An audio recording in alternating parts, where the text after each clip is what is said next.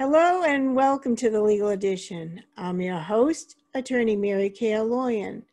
Our show topic today, the sound of silence, the hidden epidemic of domestic abuse and trauma. Our discussion is on the insidiousness and pervasiveness of domestic abuse and the mistreatment of victims by the very people and institutions that should be protecting them. Our guest is author and professor Dr. Judith Herman. She is a professor of psychiatry at Harvard Medical School and co-founder of the Victims of Violence program at Cambridge Hospital in Cambridge, Massachusetts. Let's welcome Dr. Judith Herman. Welcome, Dr. Herman. Thank you for having me. Why is domestic violence and trauma so insidious and pervasive still in the United States? Well, it's not just in the United States, first of all. It's a worldwide problem, and it has to do with power and control. It has to do with the subordination of women to men.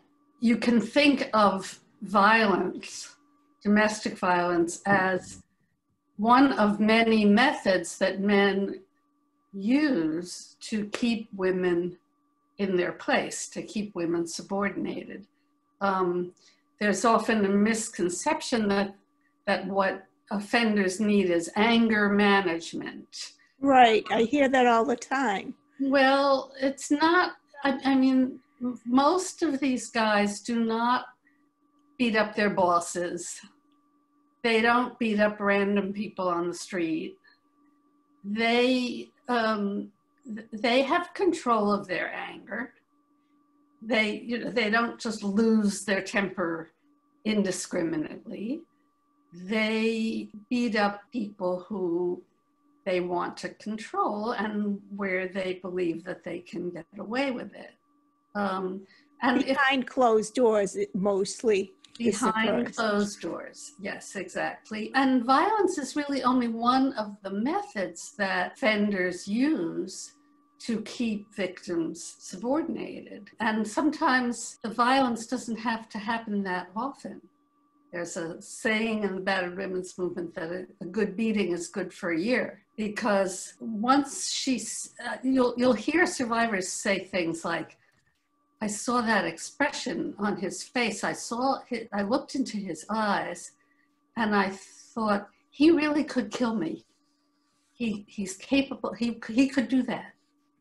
And once that's happened and once they've been beaten, or, particularly dangerous methods like smothering, strangling, that sort of thing, then he doesn't need to hit her again. In fact, he may not even need to raise his hand. He just needs to give her that look, and she will be on the alert for that look.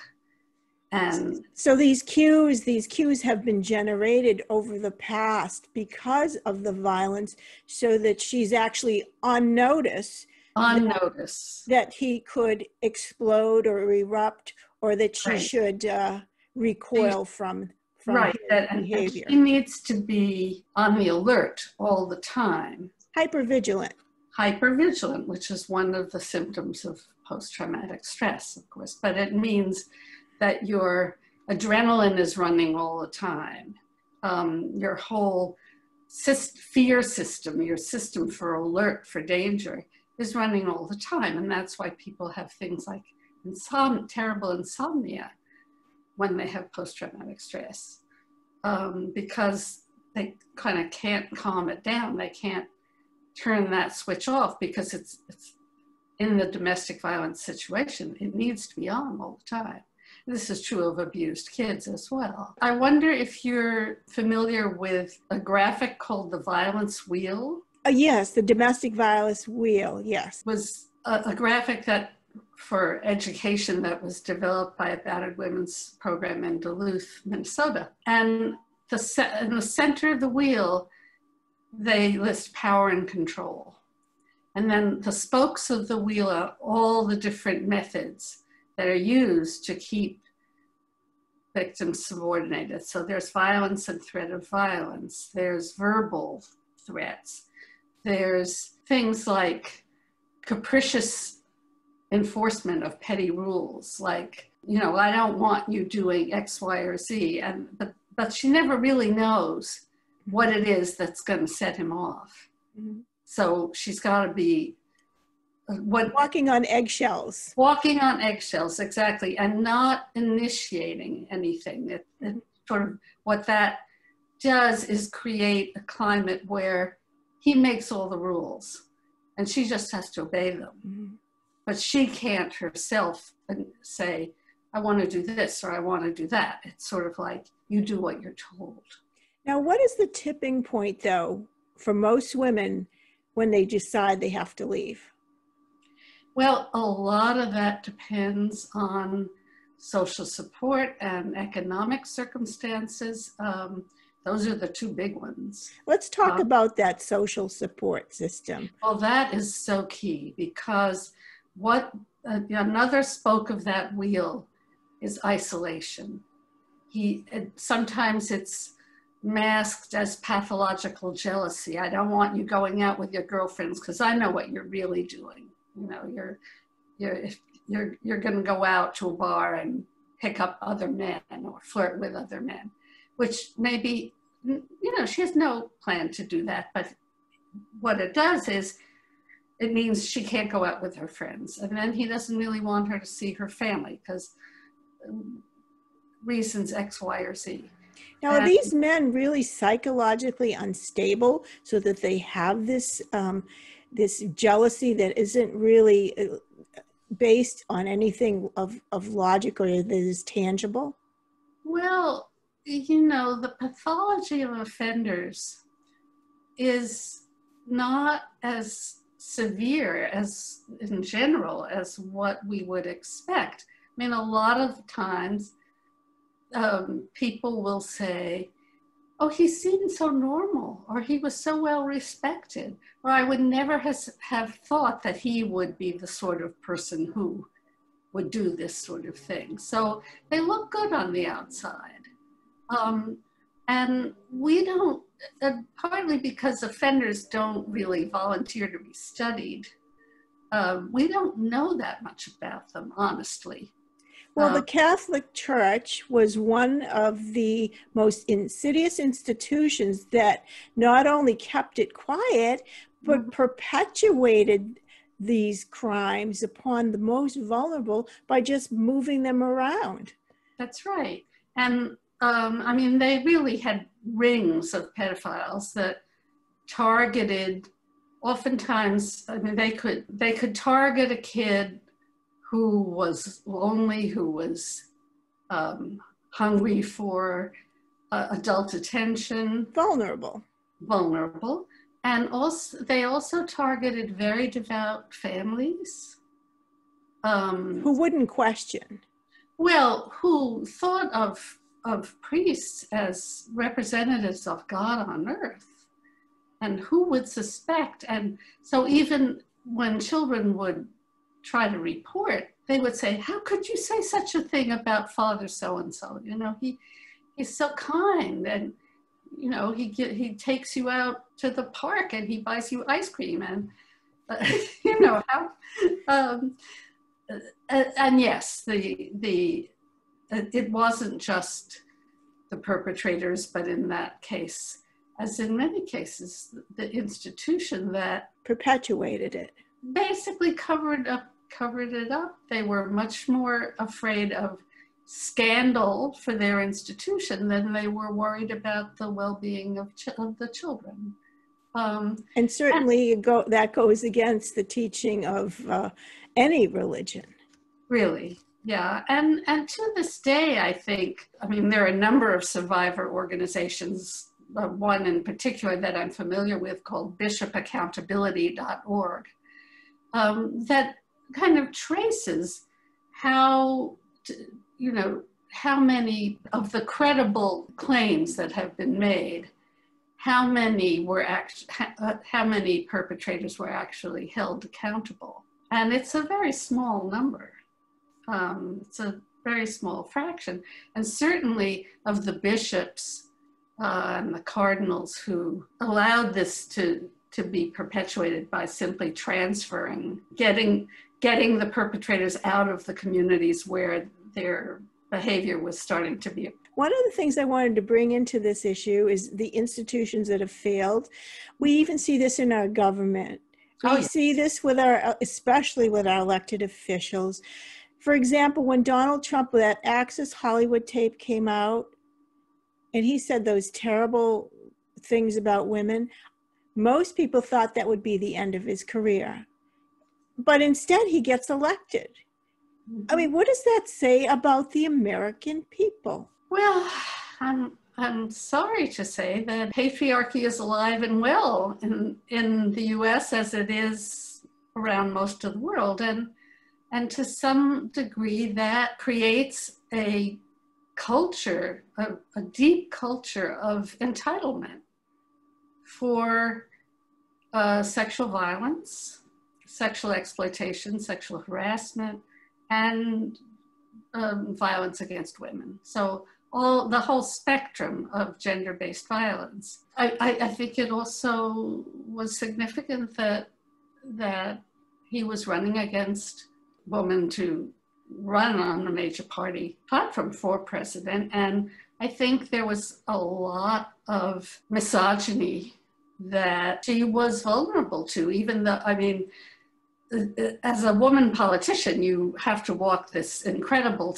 tightrope, because if you look sort of stern and businesslike and organized and not taking any crap from anybody, then you're a bitch. But if you're warm and empathic and relatable and show your feelings, then you're kind of weak and you know, what about that time of the month? You know, you're not up to the job. You're not strong. So it's kind of a no-win situation. And I think she tried to go more on the side of I'm all business, and I just, you know, I know how the government runs, and I can do this and I can do that. And that alienated a lot of people. The idea of a woman in charge, the woman being in power and control, was still very threatening, I think, to a lot of people. And I think that was also threatening to some women, because a lot of women didn't vote for her. And I find that really very interesting, that here is a woman who's highly educated, highly trained, has been in multiple positions to know what she would be getting into as president, and then a lot of women didn't vote for her. I don't understand that dichotomy there. Well, I think there was another way that she was actually compromised. But what did compromise her, I think, was her relationship to her husband and her tolerance, not only tolerance for his indiscretion, multiple indiscretions, his abuse of women, but her complicity. I mean, she really went along with the trashing of Monica Lewinsky and sort of the blaming of, I mean, here, talk about power and control. Here's the most powerful man in some ways on the planet, and an intern who's, all right, she's over 21, but barely. And the power differential is enormous. And okay, the fact that she flirted and, you know, snapped her thong underwear or whatever she did to attract him, you know, with a more disciplined person who understood about not abusing his power, he would have said, you know, I like you very much, but this is not going to happen. And, you know, you're very sexy. You're a very attractive young woman. And if I were your age and unmarried, that would be another story. Right. But I'm not. And Right. I'm your boss. And she went along with that. And I think that alienated a lot of women. Mm-hmm. Now, the story with Donald Trump, all these women are coming forward Yep. of some indiscretion on his part. We Mm-hmm. also start with Christine Blasey Ford coming forward with Justice Kavanaugh, as did Anita Hill with now Justice Clarence Thomas. Yes. But nobody seems to listen. Why are victims not usually believed or listened to? Why does that keep happening? Well, I think victims are not in positions of power. And I mean, in the case of Justice Kavanaugh, it seemed clear that in some ways, as it was with Anita Hill, that the agenda of getting a conservative justice on the court was a power agenda, and it didn't really matter what she said. She was going to be smeared and discredited in the interest of getting this man on the court no matter what. You know, having a Republican-controlled Senate meant that was what was going to happen. But I do think many of the survivors I've talked to since then have spoken about those hearings as a moment of awakening, where they realized, you know what, it's not just my private problem. It's a big public problem. And I think the Me Too movement has really begun to organize the voices of survivors so that there start to be some consequences, so there start to be some accountability. Survivors have to get together. They have to have the bravery of an Anita Hill or a Christine Blasey Ford to stand up there and deal with all the threats and all the... These women were humiliated by the senators. Yes. That should have been really wanting to know what really transpired, but they were more focused on destroying her character than to finding out what was really wrong. Not only that, but they, just for the optics, because all the Republicans on the Judiciary Committee were white men, and they didn't think the optics would be good about a panel of white men all grilling Christine Blasey Ford, which is what had happened with Anita Hill. They got a female prosecutor to question her, to ask their questions. Now, she was not on trial, but they set it up as though she were with the prosecutor, and they got a woman prosecutor to be complicit. And that's part of, I think, the institutional betrayal that so many survivors feel. If they dare to come forward and then women are part of the system that discredits them,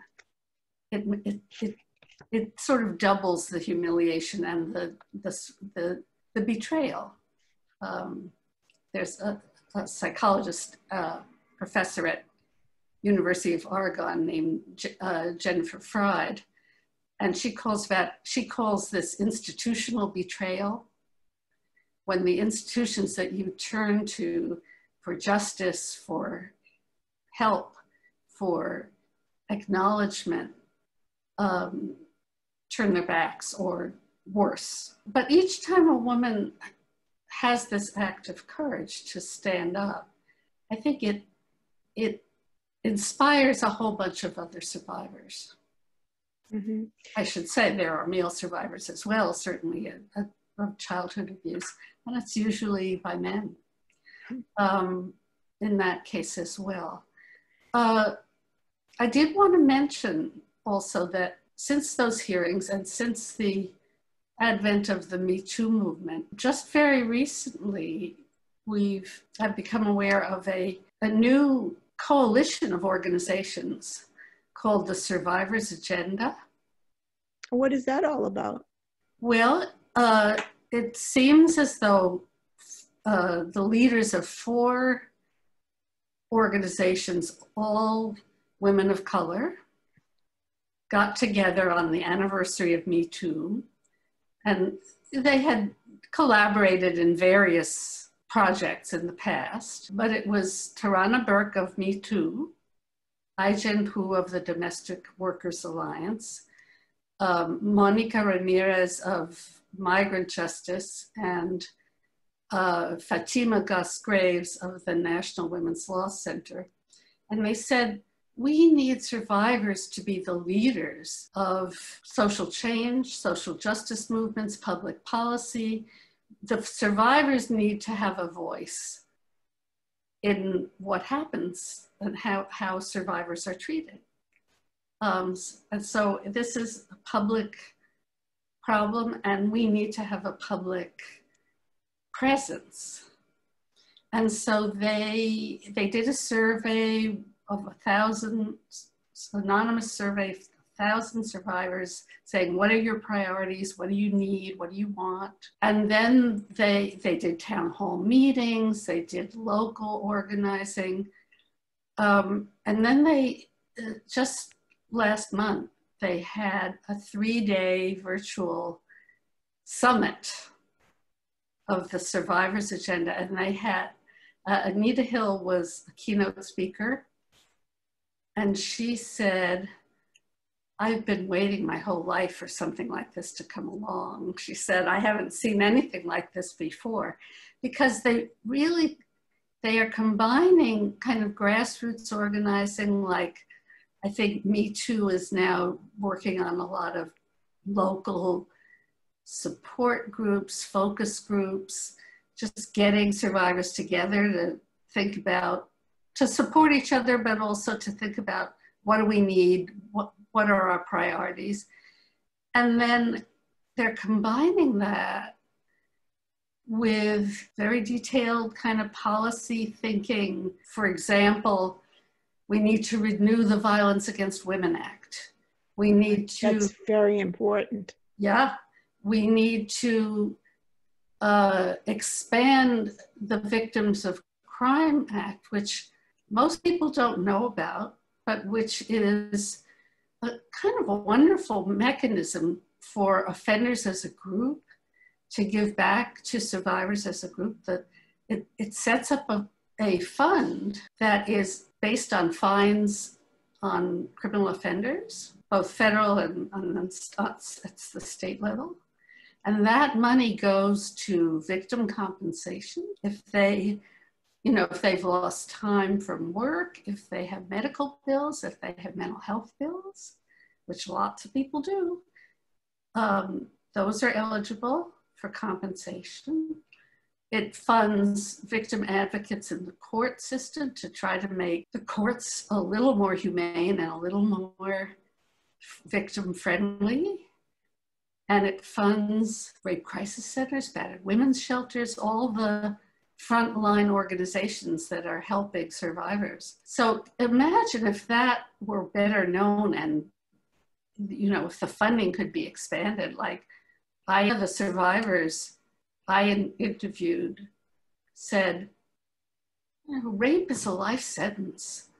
I think my offenders should just pay a fine once. They should have something deducted from their paycheck every month to go into this fund, because I don't want to have anything to do with my perpetrator. I don't want to get a check from him. But if he gave a check into a fund, a general fund, and then that I could have access to that money. What is the name of the organization? Survivor's Agenda. Survivor's Agenda. And it is really a coalition. They don't have one.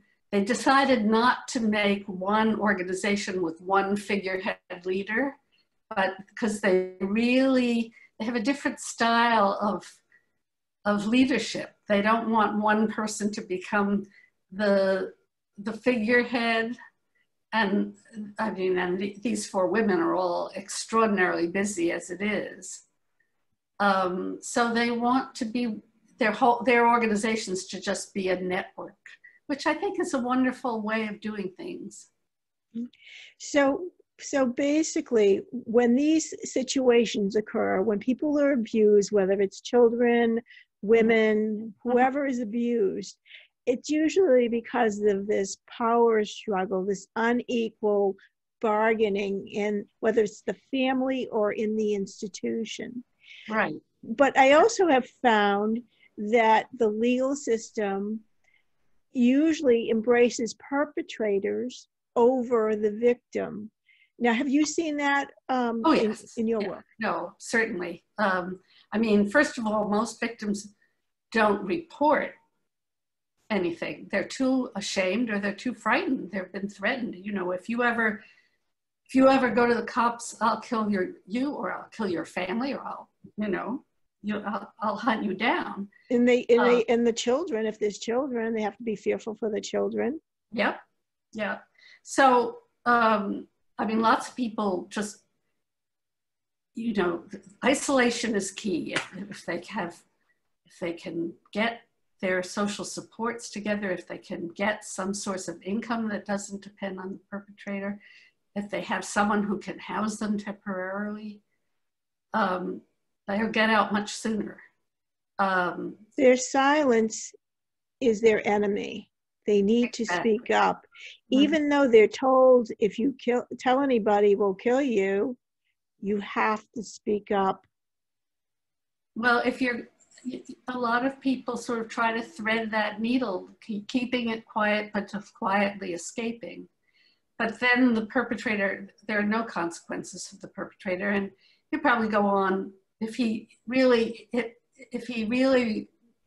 understands that he no longer has power over this person, he'll go on and do it to someone else. So the more survivors speak up, the more it's possible to begin to demand to hold perpetrators accountable.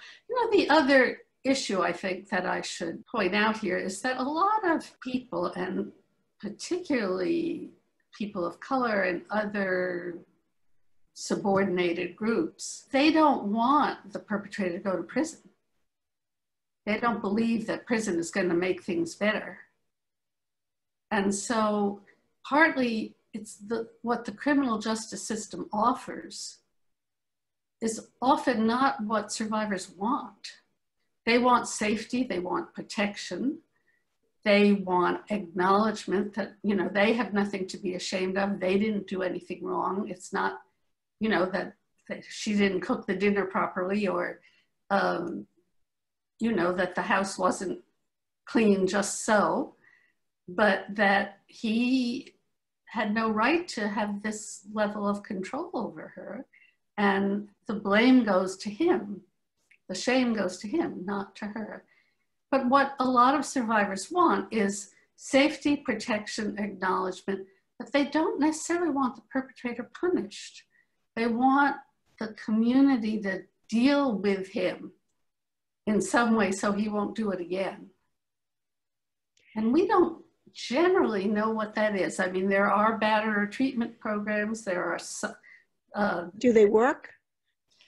There are some good outcome data, but they do depend on a diversion from the criminal courts. You have to have and sometimes there are special domestic violence courts that are set up to deal with this so that the perpetrator is required to go to batterer treatment, not anger management, but batterer treatment. And good batterer treatment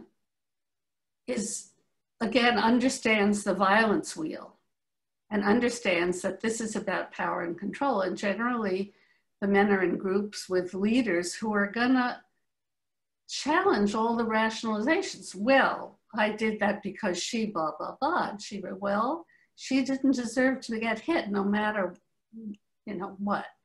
And the guys can usually catch each other's rationalizations very well because they've done it themselves, So if the court enforces it, and good, better treatment checks in with the women all the time to see, that's their metric of success. If the woman reports that there haven't been any further incidents, that's the good outcome, not did they get a conviction.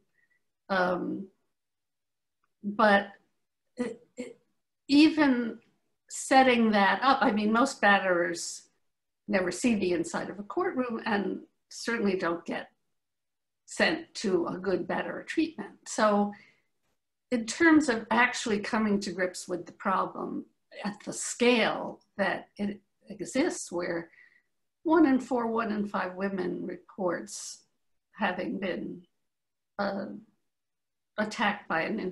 physically attacked by an intimate partner at some point, we need a system for dealing with domestic violence that we just don't have at this point. What would that system be? If there could be a system that could really treat the problem, what would you like it to look like? I would like it to look like, first, a safety intervention, of course. That's number one. That's number one, getting the woman to safety, and a safety plan. What's she gonna do for money? What she's gonna do for shelter? How is she gonna take care of the kids? How's she gonna get her health and mental health and the kids who've witnessed this and often been on the receiving end themselves? How's she gonna get her immediate crisis needs met? So that's one, is a good crisis intervention system. And a lot of times that would have to be based, for example, in pediatricians' offices, because oftentimes she may not even be allowed to go out to her own medical appointments, but she's allowed to take the kids, or in primary care offices. I mean, we do a lot of work trying to get primary care docs to ask about domestic violence, or in the emergency room when somebody comes in, and says, she banged into a door, to ask about domestic violence. Docs are supposed to do that now, but a lot of times they don't want to do it because they have 15-minute appointment blocks. They're already behind. 15 minutes per patient, and they're on the go all day long. And which is another crazy system, but let's not go there for the moment. If they do, they don't know what to do. They need a social worker right there on the spot who can meet with the woman right then and there, and on sort of emergency call, who can meet with the woman, develop a safety plan, help her get into some sort of support group, maybe, or so that she isn't isolated anymore, and she's got a hotline if there are any more threats or stalking or trying to use the children or however. And then a kind of a community swoop onto the perpetrator that would say, this is not okay. This is what's envisaged, for example, in restorative justice, where instead of punishment, what you're doing is what one theorist calls reintegrative shaming, where you're telling, no, this is not okay. And we're gonna kind of check up on you to make sure that you're not doing this anymore. And we're gonna make sure you get the help you need so that you don't repeat this. And then following up, so that, it's quite controversial to use restorative justice. That's when you get the perpetrator to basically try to make amends with the victim. Right, they call it reintegrative shaming, where instead of punishment for breaking a law, you're saying you're accountable for repairing the harm. Does this work? Does this work? Well, that's the big question, and particularly for crimes of violence against women. It's an open question right now. It hasn't been implemented in any kind of systematic way where you could get outcome data. It's more aspirational than in the real world right now. I mean, there have been model programs here and there, but nothing that could collect outcome data in a way that would be convincing. And clearly it's a big investment of time and energy. Well, why would women not want their perpetrator to go to jail? It seems to me if the perpetrator goes to jail, they would have more time to get their life together, to get their finances together, to get all these things together. So why would they not want them to go to jail? Well, because a lot of times this was somebody they loved once upon a time and might still love. But love shouldn't hurt. Love should not hurt, indeed, but it's complicated. So oftentimes survivors have very mixed feelings about their perpetrators. I've interviewed women, for example, who, went to the police, got restraining orders. A lot of people think that's a civil action. It's not a criminal matter. So a restraining order says you have to stay away from her, you can't threaten her, you can't do A, B, and C. And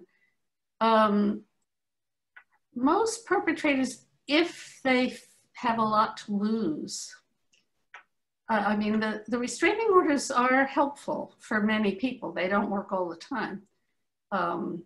But for many people they do, and that gives the survivors a breathing space. But I've known women, for example, who their batterer was a pillar of the community. When I hear that now, I think, oh, I know what's going on, behind closed doors, which is unfair. But and so he had a lot to lose by being outed, and so he did stay away from her. They are divorced. They never meet in person. But she would still talk with him regularly on the phone because she said things like, that was 15 years of my life that we were together. And I want to honor the fact that there was, he was always somebody I could, when he wasn't in that controlling mode, he could be very kind. He could be very attuned. We always had lots to talk about. And so she says if he knows that, she said, if he ever got into another intimate relationship, she would feel obliged to warn that woman, because it turned out she wasn't the first one he had treated this way. But she says, as long as he keeps his distance, I never want to see him in person because that would be too scary, but I like to keep that kind of connection. So, and the other reason a lot of women are against punishment is that they're afraid it'll just make things worse. That he'll be sentenced to 2 years, he'll be out in a year, and he'll be even more vengeful, and he'll have picked up more pointers from within the prison system. So what do you tell these women? That you need a plan, you need a social support system, and what else?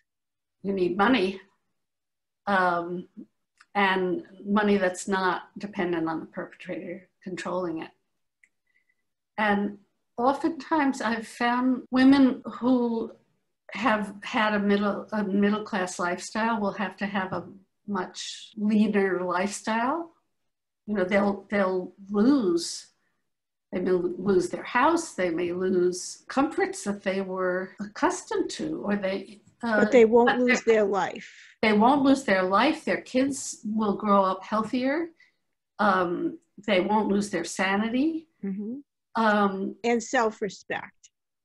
And their dignity, their self-respect, and their friends and their families. They'll have a social life that's based on give and take, on mutuality, on equality, not on power and control.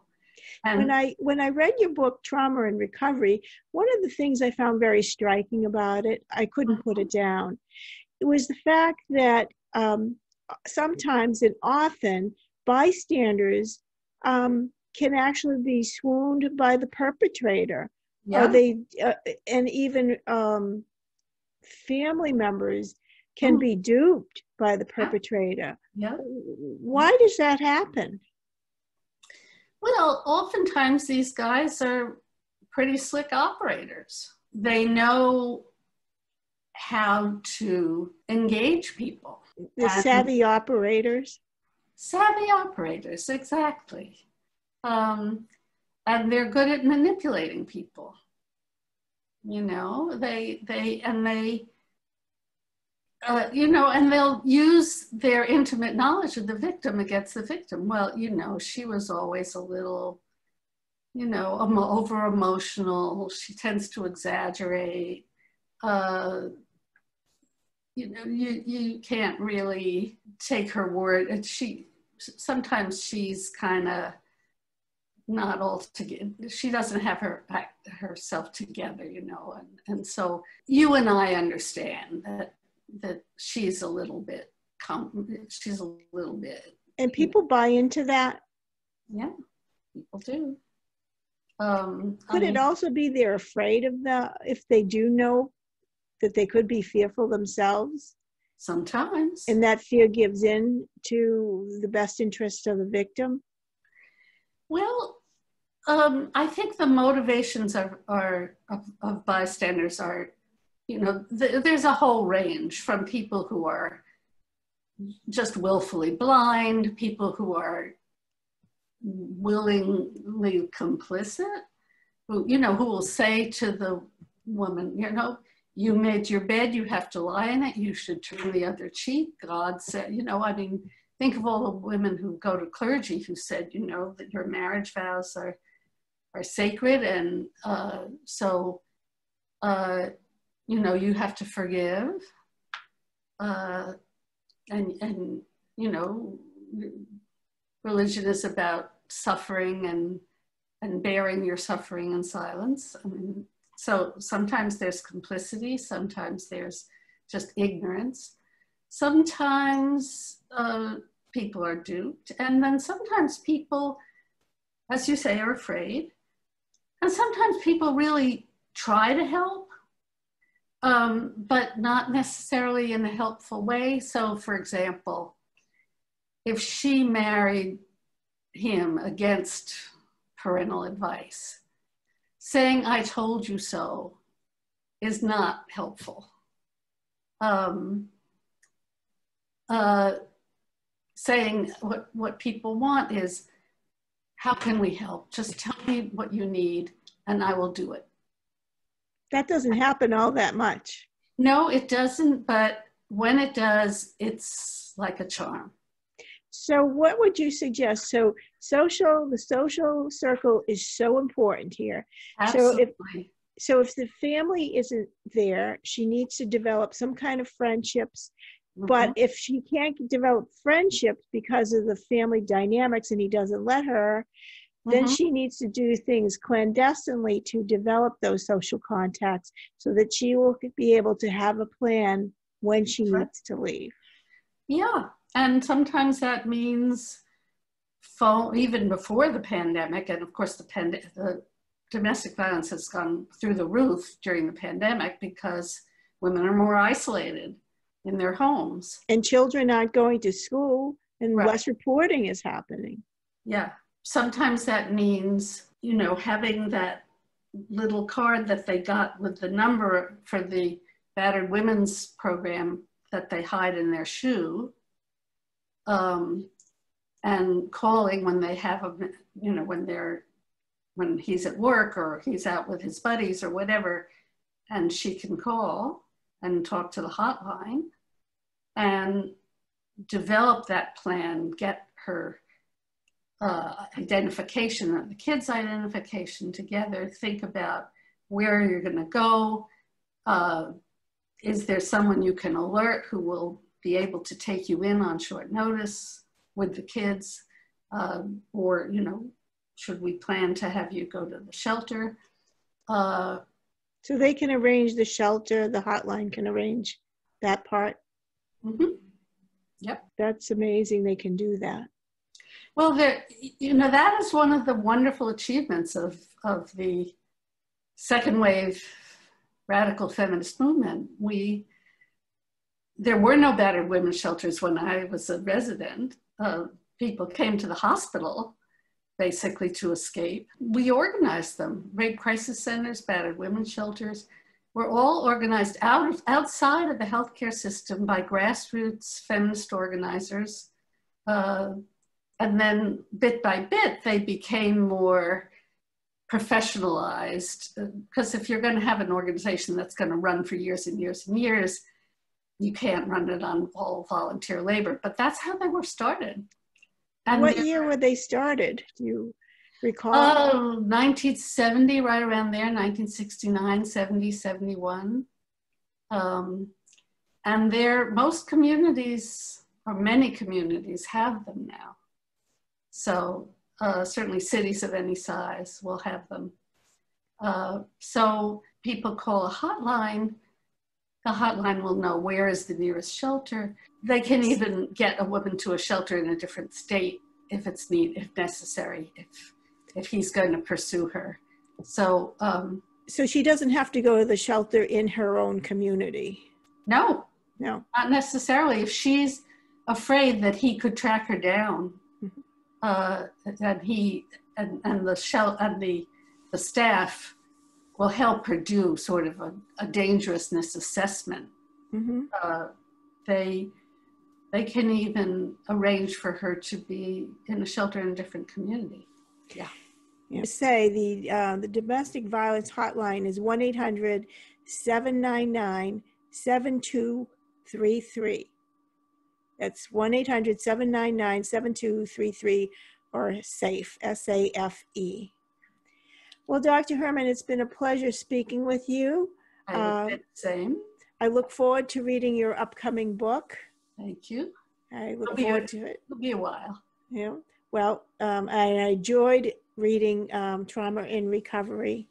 Again, the aftermath of violence from domestic abuse to political terror. Thank you. Thank you.